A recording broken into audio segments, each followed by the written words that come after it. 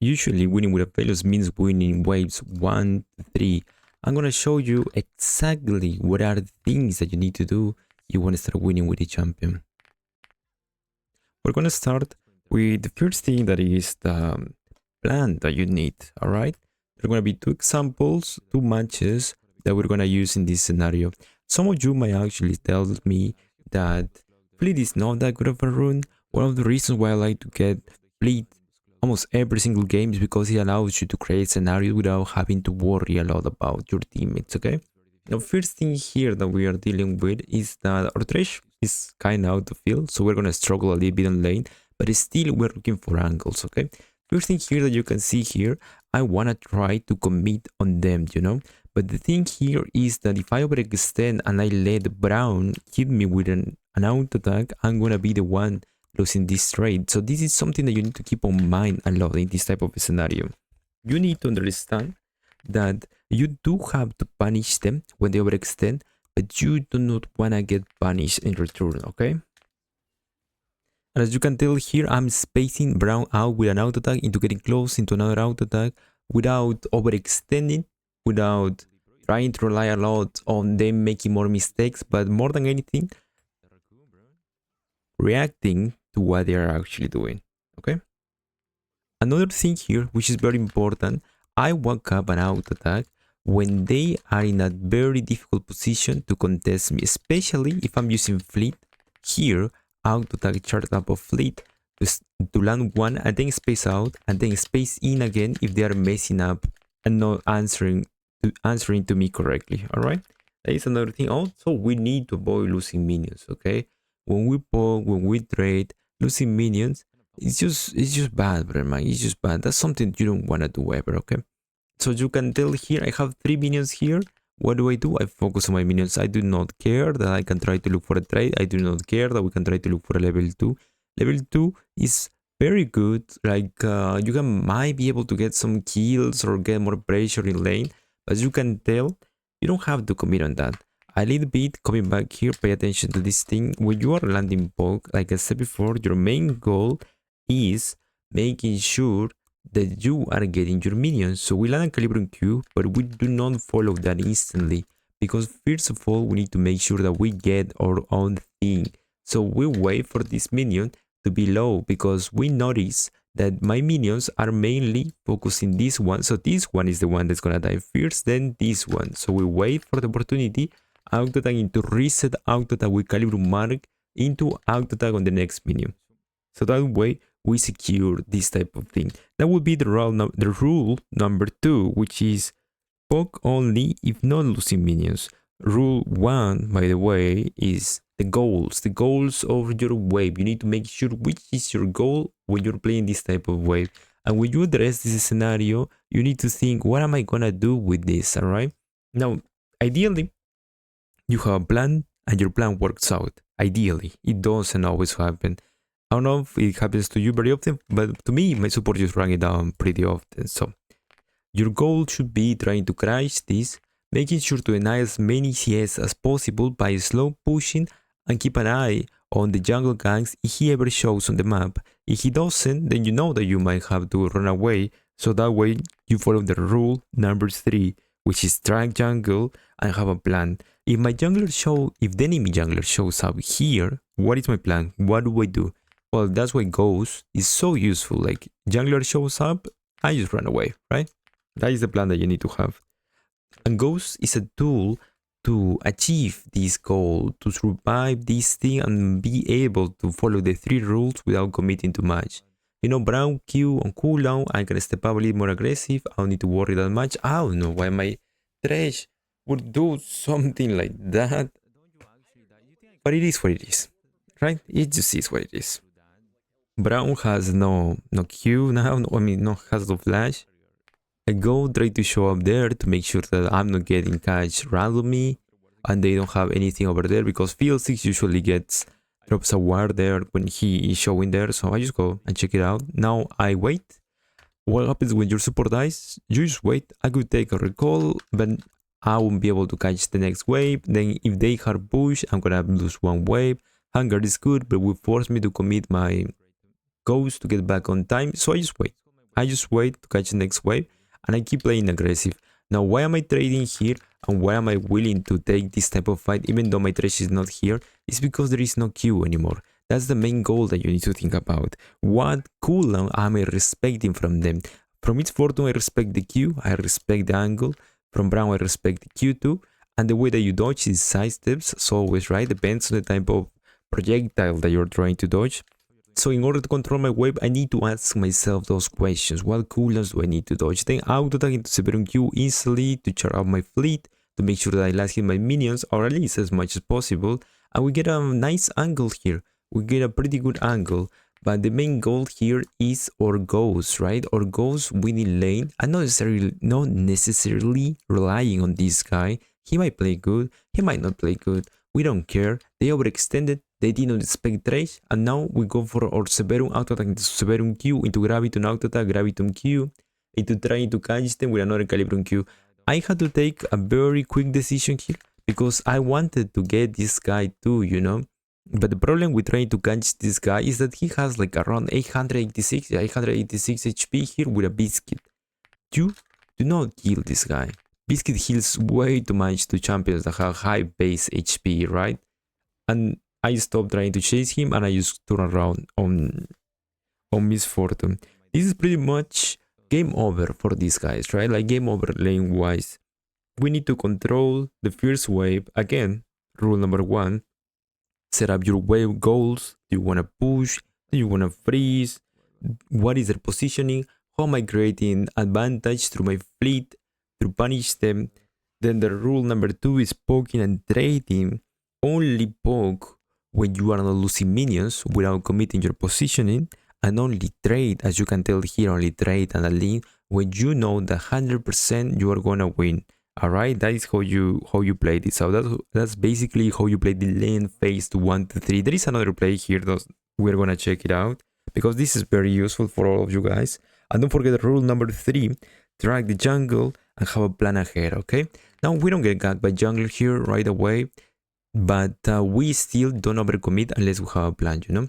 For example, here we have a win condition again when you have a different weapon. Your first win condition with this weapon cycle was the Severum Q into Gravitum Q into Calibrum Q. We all know that. If you don't know about this type of combos, I recommend you watch the full guide that I have for season 16 that I promise you is gonna help you so much. Even if you are an expert playing Aphelios or you are just learning the champion, it's gonna help you a lot. Alright, if you're enjoying this video, consider liking and subscribing. It helps a lot. Now he lands a hook. My main weak condition here is respecting the slow from his Fortune, the Q procs and the Braum's Q. As you can tell, I'm not following that right away, even though he's hooked, because I don't want to get free traded by my Fortune. And at the same time, I'm getting close and I'm getting out, trying to hit this guy with an Infernum auto attack into Infernum Q into Gravitum Q to clear the wave. And on top of that, set up an angle to trim all of these and have a free hook for my Thresh. Ideally it happens, but sometimes it might not happen. That doesn't mean that you should not be looking for the angle, but keep in mind that I'm only looking for this angle because there is not a minion here. There is not a melee minion from me here, so Miss Fortune does have a free chance to hit a Q, and I'm sidestepping the Braum Q at the same time.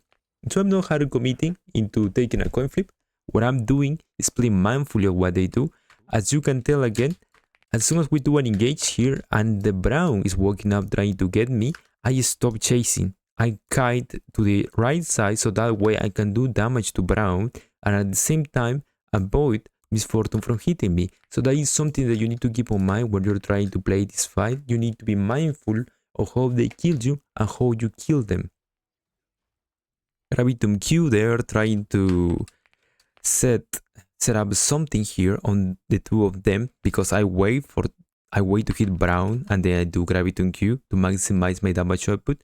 Hitting Gravitum because I'm not trying to go through Braum yet. Now Thresh lands a great hook because of that slow and the setup that we're doing, but like I told you before, we are not hard committing until we have an advantage. The only way that we lose our HP lead right now, and we might lose this whole fight, is if I get hit by Braum for free. Now Braum is looking at me, I need to look at Braum, and I need to understand what is his win condition.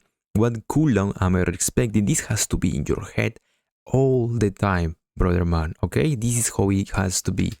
And then I land my auto attack, I get my bonus movement speed on that auto, I sidestep, and then I start committing. I wait to take the lantern, auto attack Infernum Q, Gravitum Q, she's gone. Gravitum auto attack now on the Braum. My sack arrives from nowhere to just get an assist. And we get them. Pretty much lane over now. We won the lane. It's over. Level 1 to level 3, level 4, and then you just set up Drake and you get bloodline stacks, okay? Lane over, GG will play it, we go for the next match.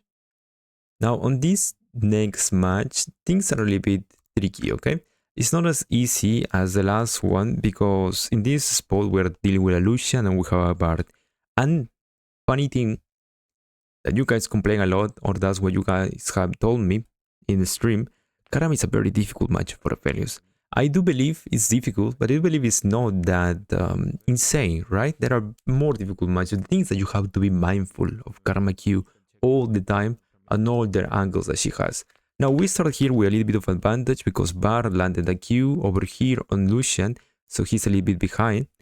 But how do we build up on this advantage? What cooldown do I need to expect? Lucian maybe W, Karma Q all the time, and I can never get rooted, or I'm just gonna die. What would be my wave goal all the time? You need to think. Rule number 1, what is my wave goal here? Rule number 2, when can I poke? When do I trade? When do I align? And the rule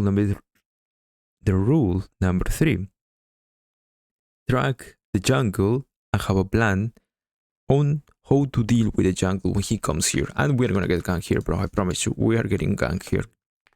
So we relax, we auto attack when they overextend because we know that Karma has Q on cooldown since she's using pork only if we are not losing minions. Again, we use the fleet on the minion and then we use that extra move speed to close the gap and get the Lucian with a free auto attack. Keep hitting minions, not trying to hit them all mindlessly, but trying to think around my own minions on which one is gonna die next, so I can avoid losing that many. Again, fleet auto attack this time. I use the move speed to space him out and not get hit by a Karma Q.